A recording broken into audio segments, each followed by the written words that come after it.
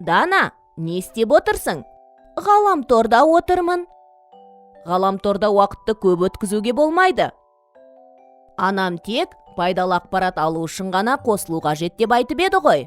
Иә, бірақ аз уақыт мультфильм қарауға да болады деген. Уақытты ғаламторда өткізгеннен гөрі далада таза ауада жаттығу жасап, денені сергіткен дұрыс деп ойлаймын.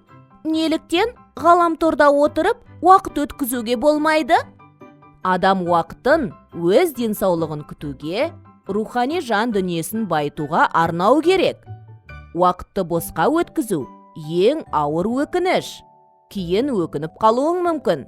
Өйткені уақытты қайтару мүмкін емес. Қазір өмірді ғаламторсыз елестету қиын.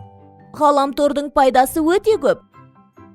Кітапханаға барып, том-том кітапты қопармай-ақ, оны ғаламтордан да табуға болады.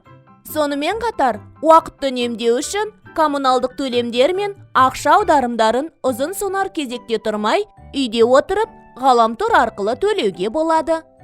Әрине, бұл сөзіңмен келісемін. Пайдалы тұстары сан алуан. Дегенмен, зиянды жағында ескеру керек. Қаншама жасөспірім ғаламтор ойындарынан шыға алмай жүр.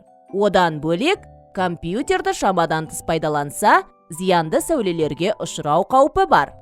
Мен бәрін түсініп тұрмын. Сенікі де дұрыс. Менің ғаламторда отырғаныма біраз болды. Денемді сергітіп, жаттығу жасағым келіп тұр. Бірге жаттығу жасайықшы.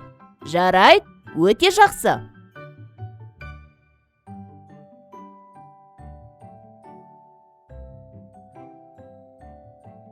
Жақсы болып қалдым. Алан, сенің келгенің жақсы болды ғой. Әйтпегенде мен ғаламтордың қызығынан шыға алмай әлі отырушы едім.